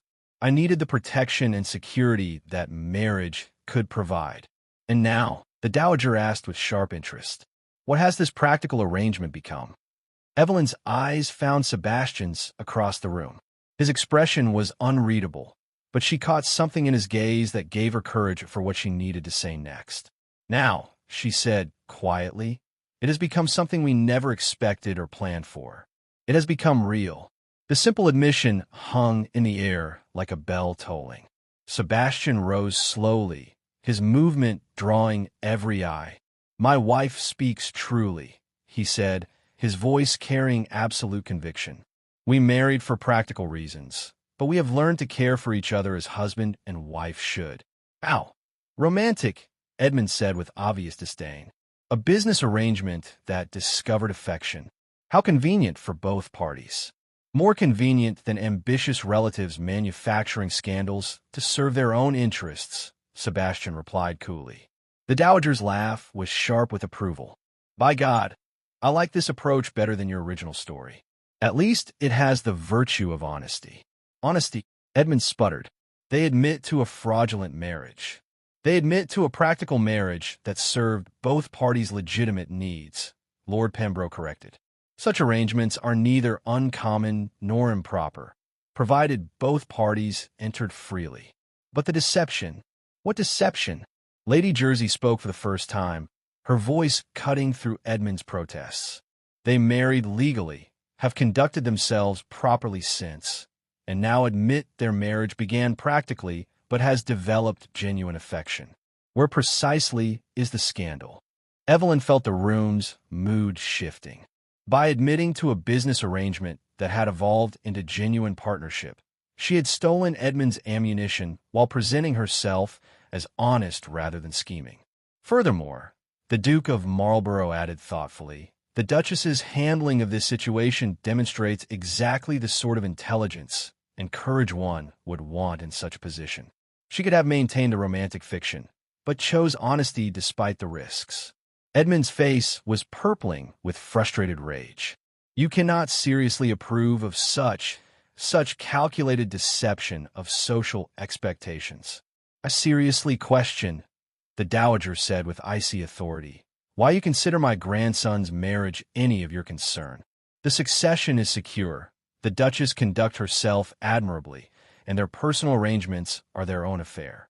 Unless, Sebastian added quietly, your concern stems from disappointment that your own ambitions regarding the succession have been thwarted. The accusation hung in the air like a sword. Edmund's ambitions had been an open secret, but no one had dared voice them so directly. I have no personal ambitions, Edmund began. Don't you? Sebastian's voice carried deadly calm. because it occurs to me that a man with such detailed knowledge of my private correspondence might have been reading more than was strictly proper. The implication was clear and devastating. If Edmund had been intercepting Sebastian's mail, it suggested surveillance that went far beyond familial concern into the realm of active conspiracy. I obtained information through legitimate investigation. Through spying on your nephew and attempting to undermine his position, the Dowager corrected sharply, which raises far more serious questions about propriety than anything you've discovered about this marriage. The room's atmosphere had shifted completely. What had begun as Edmund's attempted exposure of Evelyn and Sebastian had become an examination of Edmund's own methods and motives. I think, Lord Pembroke said with judicial finality, that we have heard enough. The Duchess has demonstrated remarkable candor about circumstances that many would have concealed. The Duke has shown loyalty to his wife and dignity under attack. And Lord Edmund has revealed methods that do him little credit. The marriage stands, Lady Jersey pronounced with the authority of society's chief arbiter. Indeed, I find the Duchess's honesty refreshing after so many vapid romantic performances. As the assembled witnesses began to disperse with animated conversations about the morning's revelations, Edmund approached with fury barely contained beneath his civilized veneer. "You think you've won," he hissed to Evelyn, "but this isn't over. I know there are still secrets you haven't revealed, and I will find them." "Perhaps," Evelyn replied calmly, "but you've already shown society your true nature today. Whatever secrets you think you can uncover, they'll be weighed against what people now know about your character." Edmund stalked away with the air of a man whose careful plans had crumbled beyond repair. Sebastian joined her as the room emptied, his expression mixing relief with something deeper and more complex. "That was either brilliant or completely mad," he said quietly. "Both, I think." Evelyn's voice shook slightly as reaction set in. "But it was also necessary. We couldn't keep building our life on deceptions. And now, what do we build it on?" She turned to face him fully, seeing past the perfect features to the man who had offered her partnership when she needed it most, and who had stood with her when everything threatened to crumble. "Now," she said quietly, "we build it on whatever truth we choose to make together." 3 months after the confrontation at Edmund's house, London society had largely moved on to fresher scandals, but the effects lingered in ways both subtle and profound. Evelyn stood in the conservatory of Ashford House, watching Sebastian tend to the orchids that had become his unexpected passion since their return from the country. "Lady Pemberton sends her regards," she said, setting down the morning's correspondence, "and an invitation to her Christmas ball.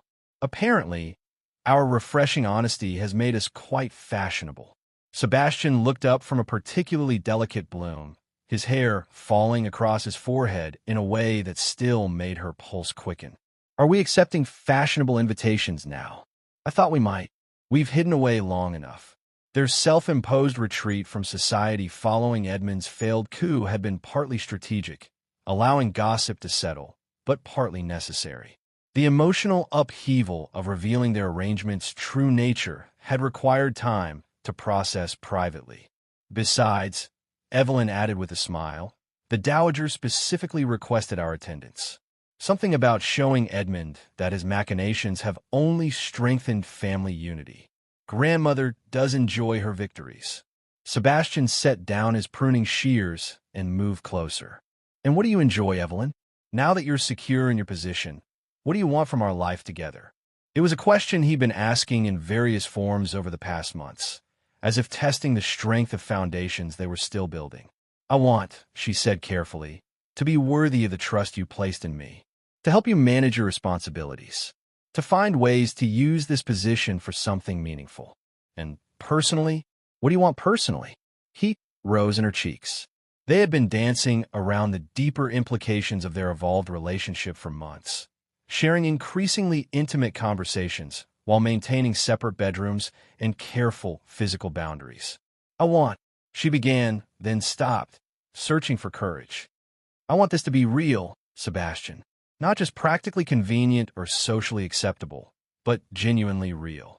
His eyes darkened with an intensity that made her breath catch. "It is real, Evelyn. It has been for months. Then why do we still maintain separate quarters? Why do we still behave like polite strangers in private? Because, he said quietly, moving close enough that she could feel his warmth, I didn't want you to feel obligated.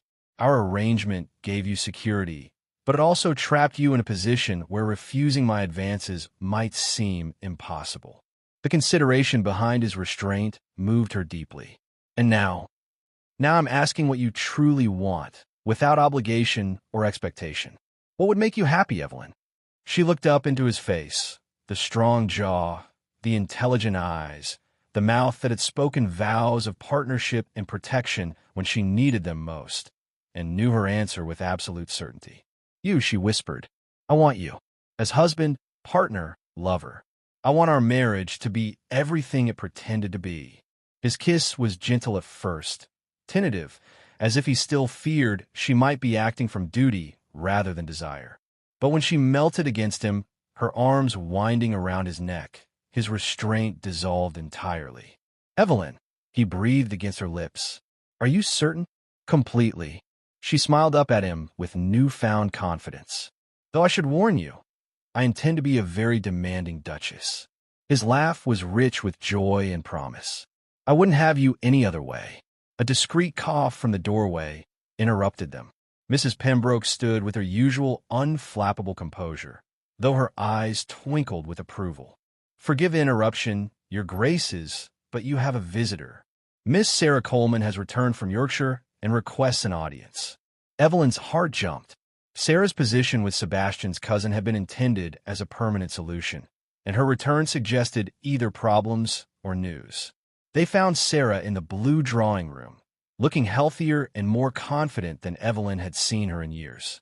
Her dress was well made, her posture erect, and her smile genuine. Your Grace, she said to Sebastian, then turned to Evelyn with warmth that held no trace of their previous tension. Evelyn, I hope you'll forgive my unannounced arrival. Sarah, you look wonderful. How are you finding the Yorkshire position? That's what I came to discuss. Sarah's smile widened. Lord Ashford has asked me to marry him. The announcement landed like a thunderbolt. Evelyn stared at her friend, processing the implications of such an unexpected development. Lord Ashford proposed to you, his children's governess. Apparently, love makes fools of us all, Sarah said with rueful humor. He began courting me quite properly about 6 weeks ago. When I explained my irregular circumstances and my connection to the scandal surrounding your marriage, he said it made him admire my character more, not less. Sebastian smiled with genuine pleasure. My cousin always did have excellent judgment. Congratulations, Miss Coleman. Thank you, Your Grace. But I want to speak with both of you before accepting. My marriage to Lord Ashford will inevitably revive gossip about the connections between us. I won't accept if it might damage your position. Evelyn felt a rush of affection for her friend's consideration. Sarah, you can't sacrifice your happiness for fear of gossip. Can't I? You risked everything to help me when I was desperate. The least I can do is consider the consequences of my choices on your welfare. The consequences, Sebastian said firmly, will be entirely positive. Another connection between our families. Another example of marriages based on genuine regard rather than purely mercenary considerations. Society may gossip, but they'll also see a pattern of the Ashford men choosing wives for character rather than fortune. Sarah's relief was visible. Then you have no objections? We have nothing but congratulations and best wishes, Evelyn assured her. When is the wedding? Spring. Lord Ashford wants to give his children time to adjust to the idea, and I want to ensure the transition is smooth. Sarah's expression grew more serious. There is one more thing. Lord Edmund has been asking questions in Yorkshire about you, Evelyn, and about the circumstances of your previous employment. The shadow of Edmund's persistent hostility fell across their happiness like a cloud obscuring sunshine. What sort of questions? Sebastian asked. He's trying to trace your movements between leaving the Henderson household and marrying the Duke. He seems convinced there's some secret that would discredit you entirely if discovered. Evelyn exchanged glances with Sebastian. They had revealed the practical nature of their arrangement, but there were still details that could be twisted into scandal if Edmund found the right evidence. Did he discover anything significant? Not that I'm aware of. But he's persistent, and he has resources. Sarah's voice carried warning. Be careful.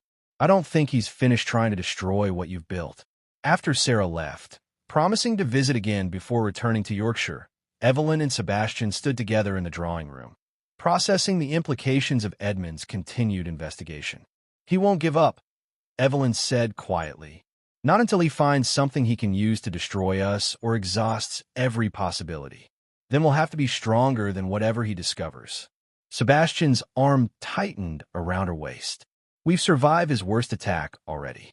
Whatever else he finds, we'll face it together. Together, she agreed, leaning into his warmth and strength. Outside, London bustled with its usual energy, full of ambitious schemes and social calculations. But inside Ashford House, two people who had begun as cautious allies were becoming something much more powerful and infinitely more dangerous to those who would separate them.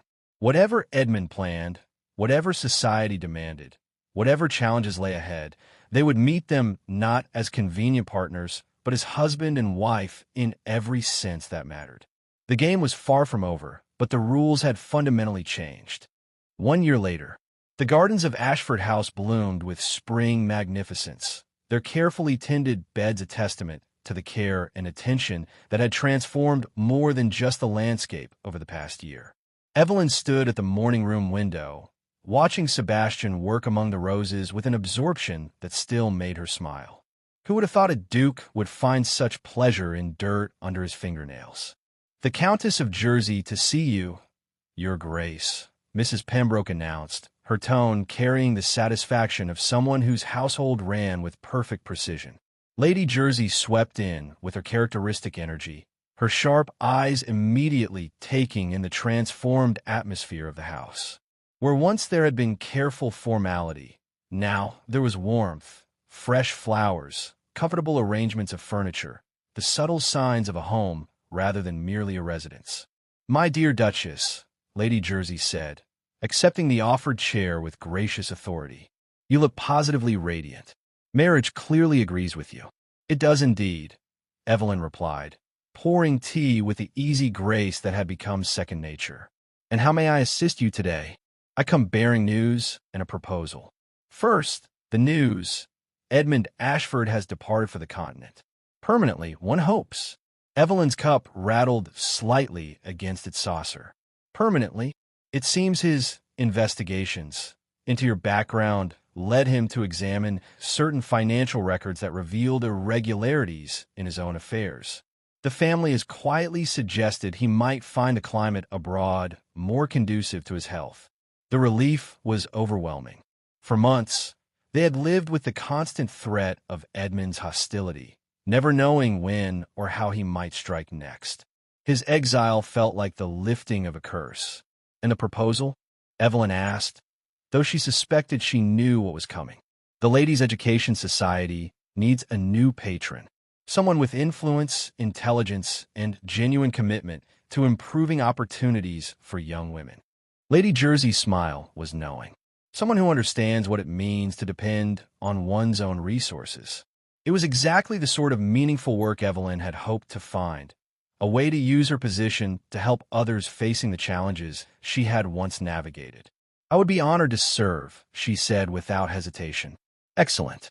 We meet Thursday afternoons. And I warn you, we're not a decorative committee. We actually accomplish things.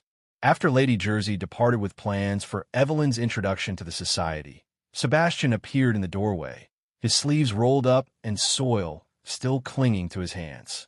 I saw Lady Jersey leaving. What did the arbiter of society want? To offer me meaningful work and tell me that Edmund has removed himself from our lives permanently. Evelyn rose to embrace him, heedless of the garden dirt. It seems we're truly free now. His kiss tasted of sunshine and possibility. And what shall we do with our freedom? Live, she said simply. Build something real together. Make our lives matter. Speaking of building, Sebastian's expression grew slightly nervous. There's something I want to discuss with you. He led her to his study, where architectural drawings were spread across the large desk. She recognized the familiar lines of their London house, but with significant additions and modifications. A nursery wing, she asked, her heart beginning to race. Eventually, when we're ready, if we're ready. His voice carried uncertainty that was entirely unlike his usual confidence. I know we haven't discussed children, and I don't want to assume. Sebastian, she silenced him with a finger against his lips. Yes, yes, yes to children. Yes to the nursery wing. Yes to planning a future that extends beyond convenient arrangements and social survival.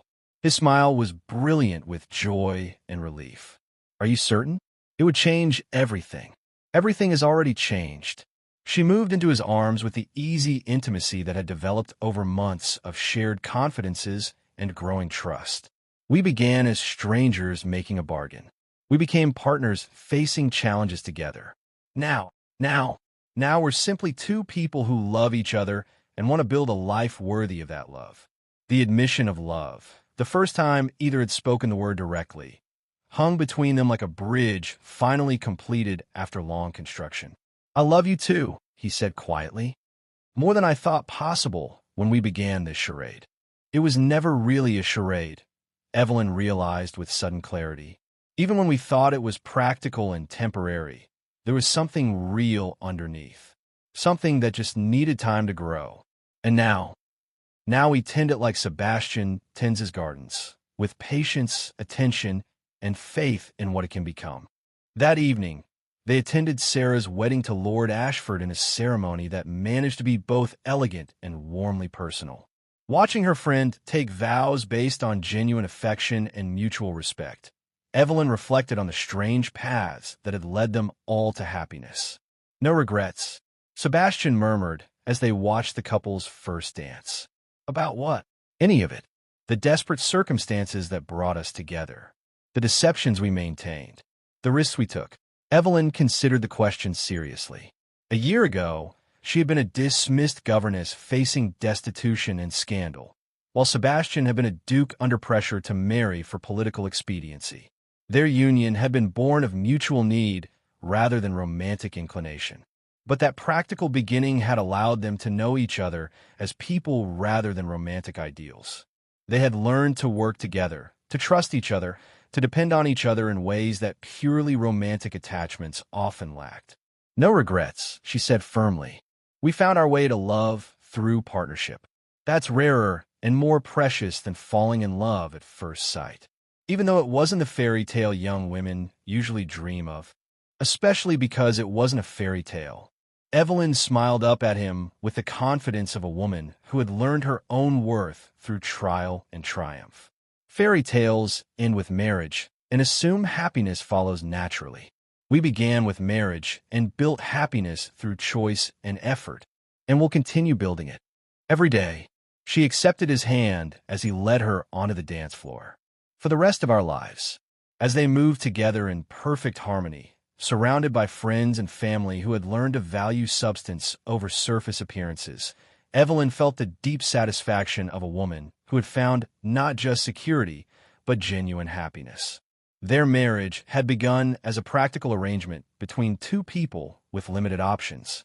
It had survived public scrutiny, family opposition, and the revelation of its unconventional foundations.